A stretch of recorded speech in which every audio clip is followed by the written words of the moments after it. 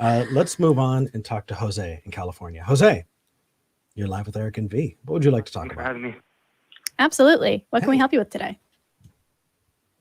Alrighty, so I had a dream a little less than a week ago, and essentially this was it. It was my voice, and I quoted Daniel 2:3. Those are the words that came out of my mouth, or at least that was in my brain. That was my thought. Mm-hmm. So I woke up, and I forgot about the dream. And then today I remembered the dream, and I was like, oh yeah, shit, I forgot to look it up. Mm-hmm. So I looked it up, and I can't quote the verse just because, I don't really read the Bible all that much. But it was somewhere along the lines, and it was about dreams. Mm-hmm. Yeah, it was Nebuchadnezzar had a dream, and he wanted an interpretation for it. Mm-hmm. Mm-hmm. So I concluded, or at least, I think that it may have been from God. Okay. I dreamt last night that somebody called me a sesame seed. I'm not. I kind of. Yeah, I dreamt last night that someone called me a sesame seed. It stuck with me hard. I woke up this morning thinking, sesame seed? What does that? So we spent a good 20 minutes over coffee determining, what could sesame seed be? Why am I? Because it was so in the front. Was God calling me a sesame seed? Maybe.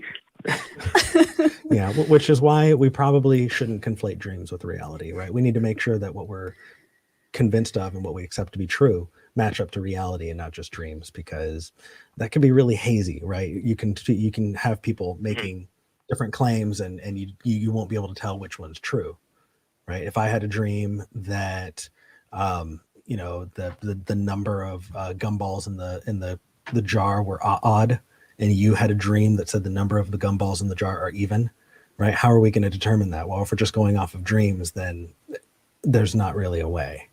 So it's understandable, and gosh, that kind of stuff happens.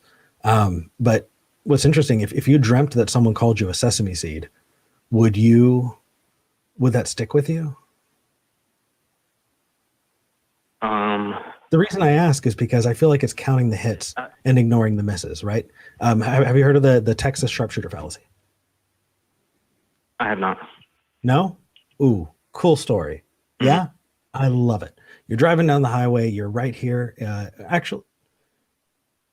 No, you're in California. You're driving up I-5.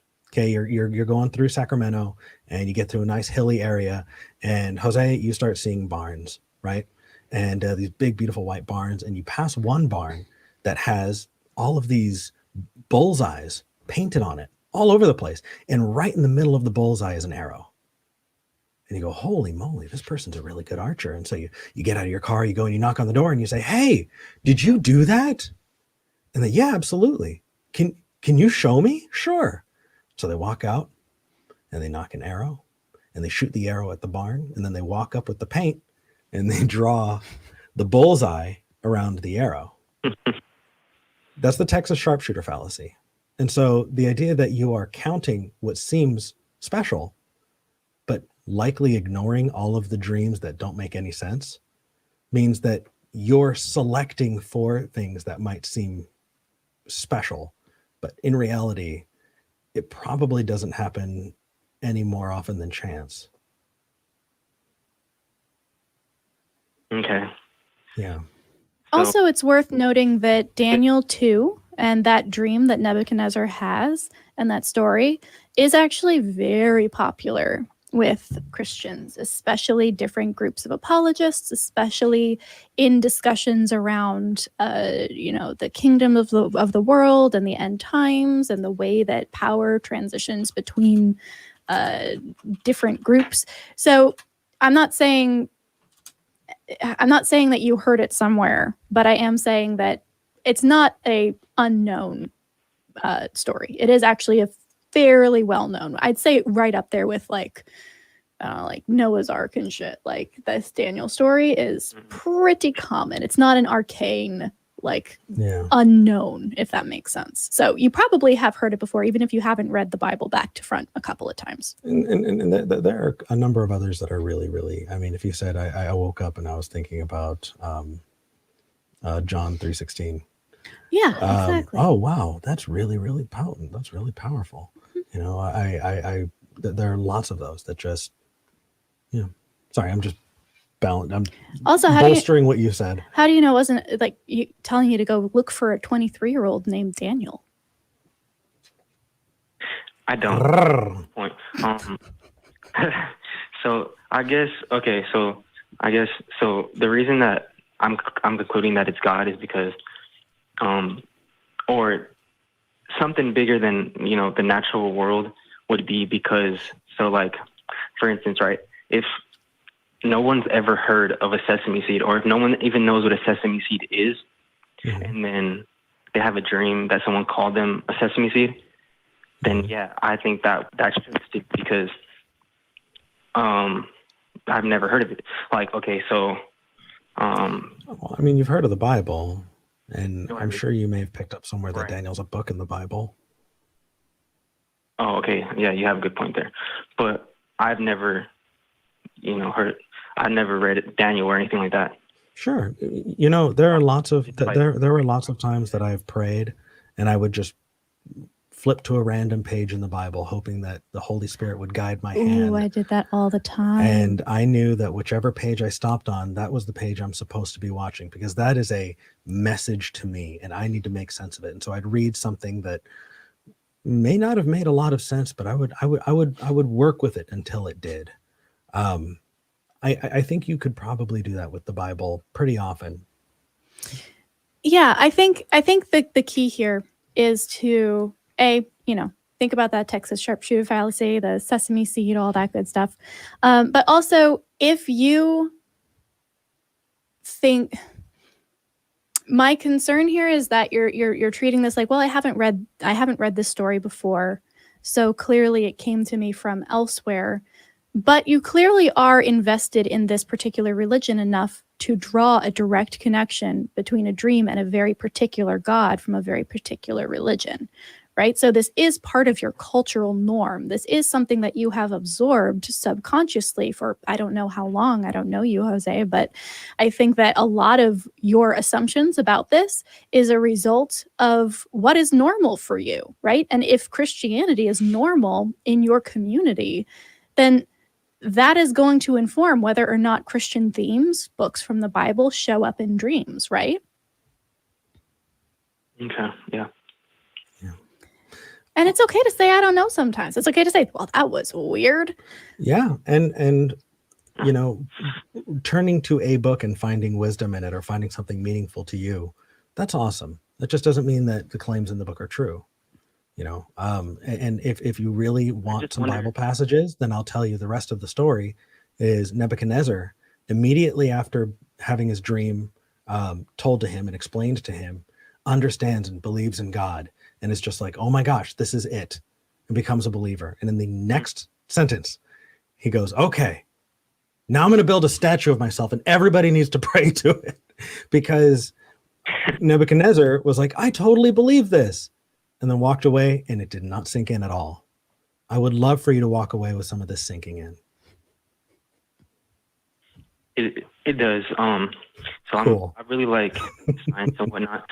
Would it be safe, or is it safe to say, like, maybe I have a thesis and then, or a claim, and then at least, because that's kind of, that's how the scientific method works. Would it be even relatively possible that I can go, hey, this was the dream I had, I believe it's from God, and then from that kind of investigate it even further? Because, I mean, ultimately, I think, isn't that kind of what the show's about, is like... That's a great question. That is a really good question. That's a question that we ask, and we'd love for people to respond. There are people who call in who tell us that their dreams were providence, that their dreams had guided them or had been useful in their lives, and therefore it was a message from God. And our question to them is that exact one. Is there a way that you can tell the difference? And if not, we're in some trouble. Prove it, right? Or at least At least show us that it's possible. Otherwise, Yeah. it's just talking at us, you know? So absolutely there are ways that you could research this more and test it. But my one thing here, and I love that you called us, because we are able to speak to you from without your community and give you some feedback from a perspective that won't just validate it. So what you're going to need to make sure you do as you research this and hopefully call back is get a variety of feedback as you develop more understanding here, right? Go, of course, talk to your community, see what they say, but also talk to people outside of your community who might not share some of the same biases, some of the same worldviews, and see if things still hold up. And if they do, that's a really good indicator that you might be onto something. Okay. So, Yeah. fantastic. Yeah, I appreciate it. Absolutely. This show, Matt's show. Well, I'm sorry I spoke over you. I just wanted to say, as a believer, somebody calling in, it was really, really nice having the back and forth. Thank you for calling. This was a really good call. Thanks. I appreciate it, and I'll call back. Cool. Sounds good. Please do. Take care, man. You do. That was awesome. Yeah. You know, okay, so there's an awesome live chat comment. The only thing I know about Nebuchadnezzar is that he had a chocolate bunny factory. It made me laugh. But also, I have had dreams where I was doing incantations and I woke up and I still had like most of the incantation in my head. I could say it out loud. I was like, this is not English. I don't know where this came from. What is this? And I was like, it sounds vaguely familiar. And I looked, you know what it was? What? It was the dark tongue. I was saying the one ring to rule them all in the dark tongue in my dream. Nice. And then I was like, oh, does this mean that no, your brain's just got exists? that in there. Yeah. No, oh, it is deep in there at this point. But yeah, you if you have, and I hadn't read Lord of the Rings in years. I couldn't scroll to the page where it was, but like it's in there. All right, you ready? Mm-hmm. Oh, you know what? It's actually time to thank for the patrons. It is. It is. Stick with us because we've got plenty of calls more to take. Wow, we do have some good calls. If you're a believer and you still want to call in, you still can.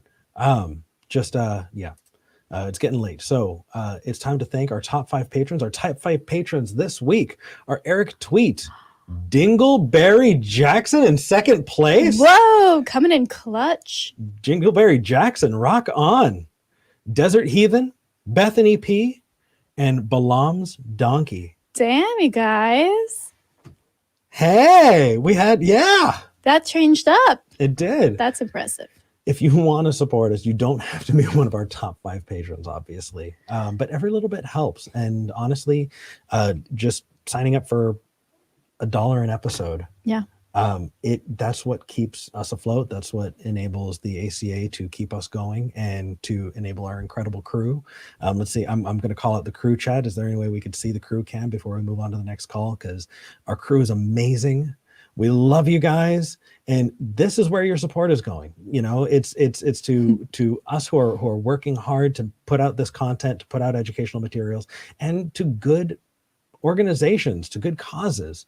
So if you like that, if you care about that, if you want to support it, please consider becoming a patron. But that is not that's not the only thing you can do. We are rounding and getting close. I want to hit 100,000 subscribers. If you haven't hit subscribe, smash that like button, subscribe to the show, ring the bell underneath the video, because all of those things help get us out there. And I really, really want to get that silver play button. Oh, that would be so much fun. Richard Gulliver's got me. Richard Gulliver in the left chat. You've got me. Ashna Starpataluk.